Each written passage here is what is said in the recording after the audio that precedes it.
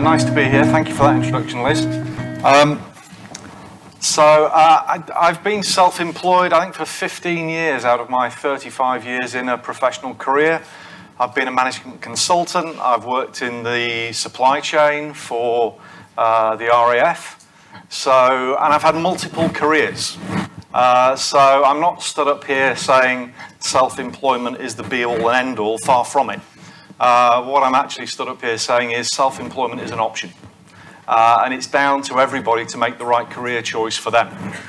So it's just a case that maybe I want to open a few eyes to what the potential might be in terms of self-employment, because that's now what we consider our bag. So in terms of ex-forces, that's what we focus on.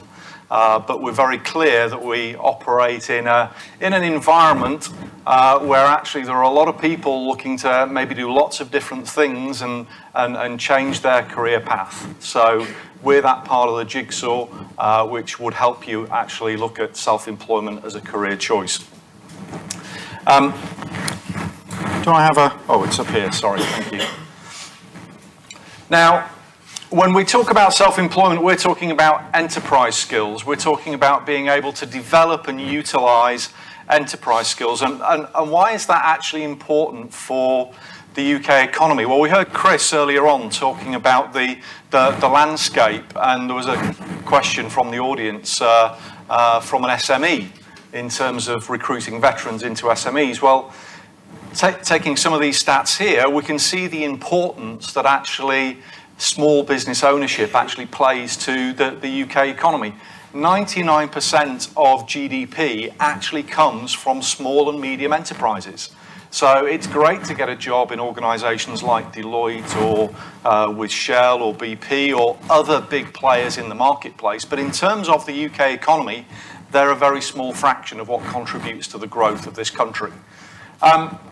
The interesting fact also that not a lot of people know is that actually 75% of that 99, those organisations who contribute that 75%, they employ between 1 and 5 people. Okay, so they're really, really small. And these people account for about £1.8 trillion worth of turnover for UK economy. Now, these statistics aren't mine, they come from the Federation of Small Businesses. So there are many organisations out there that are actually trying to support small businesses launch and actually grow. And we're the ones who specialise in helping launch and grow organisations that are founded in the military community.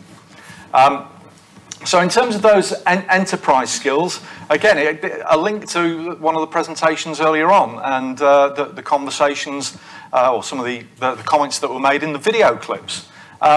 That actually a lot of these skills are required by employers. So in terms of communication, negotiation skills, problem solving, I would also put it to you that they're required if you're going to go into self-employment.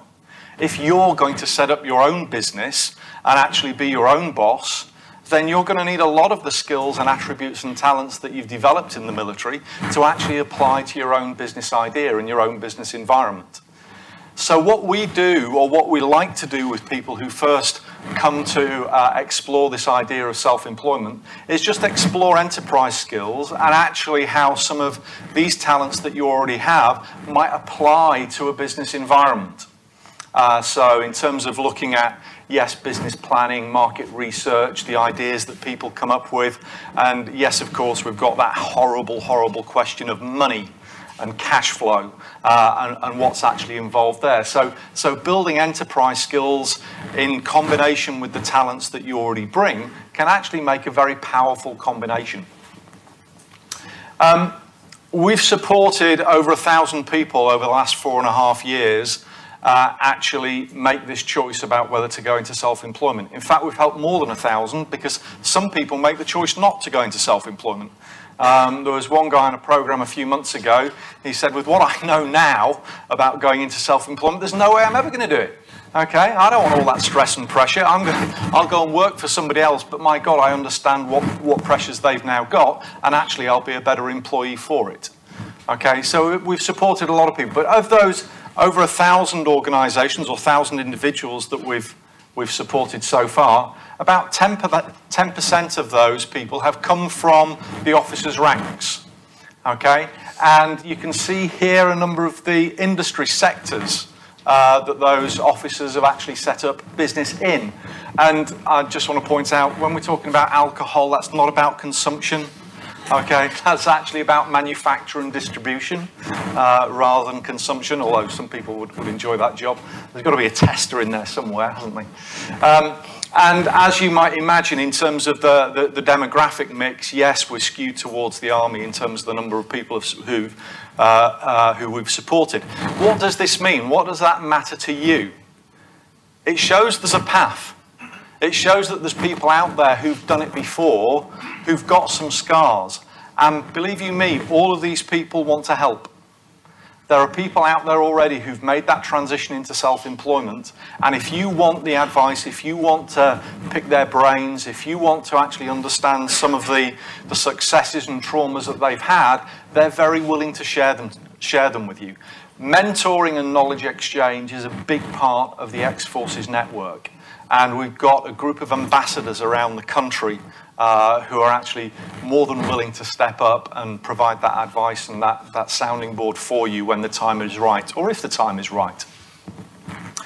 Now, self-employment can take many different forms. You might think, oh, it's all about being a consultant. Well, yes, it can be. It can be consulting. It can be freelancing. If you're actually declaring to HMRC that you're taking money from somebody, then you are going to be self-employed. But also, you might want legal protection. And so, yes, insurances can help negate some of the consequences, maybe, of things going wrong.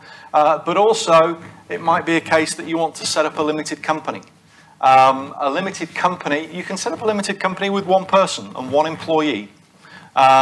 You can also be a sole trader, which actually isn't a limited company. It's you taking the legal responsibilities for your business activities, and you can employ thousands of people, just like Mike Ashley did when he was in charge, or as he is in charge of Sports Direct. Okay, now I'm not holding that up as a good reference model in terms of being a sole trader, by the way. It's just an illustration. Okay, there are different paths out there, so it is a case that if you want advice or you want people to share their stories with you or share their experiences with you, that's one of the big things that we do at X-Forces, helping people understand what the legal structure might be that's going to be best fit for their circumstances and their situation with the business idea that they've got. And if you don't know what a trademark is and you're setting your business with something new, then you need to know. Because just because you've got a company name doesn't mean that you're trademarked. Okay, there are nuances there, so you need to be protected by the legal system as well. So the choice, it's many. Just like there are many different careers that you could choose with employers, there are many different ways that you could actually be self-employed. In terms of the statistics that we've had over the last 4.5 years that we're actually very proud of, a surprisingly large number of the cohort is female. Now that's not just service leavers and veteran females, it's also spouses. You know in terms of your partners, those who have them, that they've travelled around a lot during your military career. And often having a role or your own company is something that could be mobile and work with you and work with that family situation. We've lent over £10 million through an organisation called Startup Loans to organisations, to people, who've been setting up organisations. The average loan size is something like £10,000 to support those business ideas. And the figure that we're very, very proud of down here, this 93% success rate in terms of the microfinancing. So that means that 93% of the people are still repaying their loans and they're still actually actively involved in running their business. Okay, so quite a high proportion of success compared to other cohorts around the UK. And I think that's in no small measure to the attributes that you already bring to this potentially bring to a self-employed role. We've also, there's something up there that says we changed policy 2017. There was a reference earlier on today to the Armed Forces Covenant and the signatories of the Armed Forces Covenant. I think there are over 1,800 companies now around the UK, companies, councils, government organisations and agencies who've signed the Armed Forces Covenant, making a pledge to look after people who have served in the best possible way inside their organisation. For all those people who sign, there are guidelines. How you should treat a reservist, how you should treat a spouse, what opportunities you can open for veterans. The policy change that we introduced there was to actually get a reference in the guidelines to military-owned small businesses, so that big businesses like Deloitte, like the Tesco's, like Amazon will open up their supply chain to businesses that are owned by military entrepreneurs. So we have a big push at the moment about making sure that those SMEs that we are supporting, they're getting access to the likes of Balfour Beatty, that they're getting access to Cisco, that they're getting access to the Military Mutual. So all of those sorts of organisations. Now the journey that we're on, we can break out into 5 areas here. So from discovering who you are and discovering your business idea and understanding what it is, business planning, some time for reflection, sorting out funding if that's what you need in terms of getting to a funding source, and then providing the ongoing support through mentoring and networking events. But this is a case of it has to be an informed choice, and this journey is a case that you might make that decision to drop out at any point in time. It could be very early, or it could actually be before step 4, because if the business idea doesn't make financial viable sense, then why are you going to do it in the first place? But the skills that you develop as you go on this journey are also going to be skills that you can employ when you actually go and work for somebody else. I was speaking to a lady a few weeks ago. She actually served. She set up her business with her husband after leaving the services, and what they did was actually set up a delicatessen in Manchester, and they spent 3.5 years building this business, and then they actually sold it. They sold it for twice as much money as they put in the first place, and it gave them a living whilst they were actually doing it. The journey that she went on with her husband was invaluable. She's now in an employed role. Okay, it's not a failure that she sold the business and made another choice. It was about what was right for her and her husband at that particular point in time and what was right for their family. So the skills that you build, understanding whether you want to be self-employed, work for yourself, those skills are also going to be valuable for you if you do decide to actually then take a career working for somebody else. This individual, a gentleman called Simon Savage, he actually first met ex-forces through an Officers Association event. We spoke to Simon a few weeks ago about his experience of setting up his own business, because he actually turned up to this Officers Association event and thought, geez, I wish I'd known about ex-forces about 18 months ago before I'd set up my business. And he's been in this role where yes, he's tried to set up his business. He's had some success. He's also had changes in his own personal circumstances, and he's gone into an employed role. He's also still running his business part-time. So there's lots of variations where self-employment can work for people. And in terms of Simon, his 5 top tips in terms of starting his business, so this isn't coming from me, but it's coming from somebody like yourself who's gone through this experience of transition out of the services. Get the right advice and support. And I'm not just talking about ex-forces. There's been reference to the IOD today. There's been reference to the Federation of Small Businesses.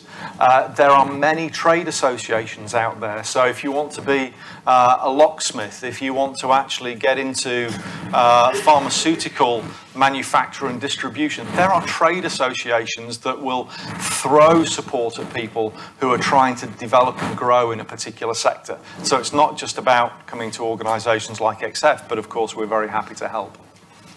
Find a business mentor.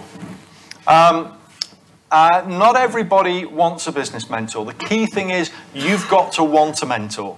Mentoring is actually a fine skill, okay? And it's not about telling you what to do. It's helping the mentee actually find the solutions for the problems that they're faced with. And they're different in a business context as they might be to a life context.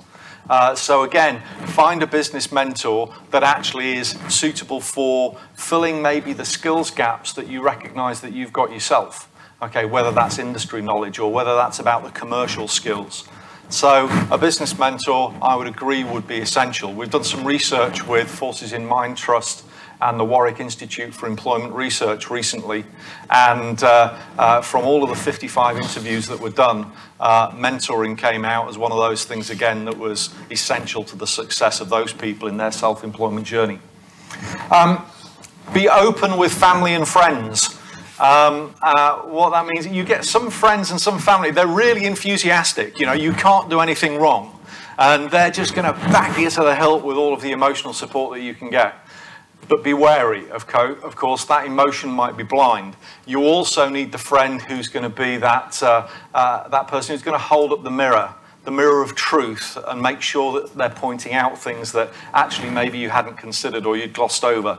So be open with your family and friends, but also be a case that, you know, it's still your decision. And if you hide anything from your family and friends and you're then going to go back to them later on, there's always going to be, well, I told you so. Why didn't you do this? So be open. Make sure they're on your side. Fourth point, know what you want from your business. Imagine your ideal customer and then adapt your business so it's appealing. Now, in Simon's context, he went into a consulting world. So absolutely, he's adapting what he can do to actually meet the needs of the clients that he's trying to serve. Other industry sectors, it might be a case that you're pushing a product or service, pushing a product. It's also a case, yes, you do want to adapt to the customer needs. It's a case of doing it within the constraints of the business. And finally, don't overlook your military experience. People value your military experience. There are so many cases that I can point to where amongst that cohort of over 1,000 people, they are trading on the back of the skills and attributes that they built in the military career. So don't be shy. Not that I'm saying you are. Okay. There you go. That's what I had to share with you today. Very happy that you've been prepared to listen.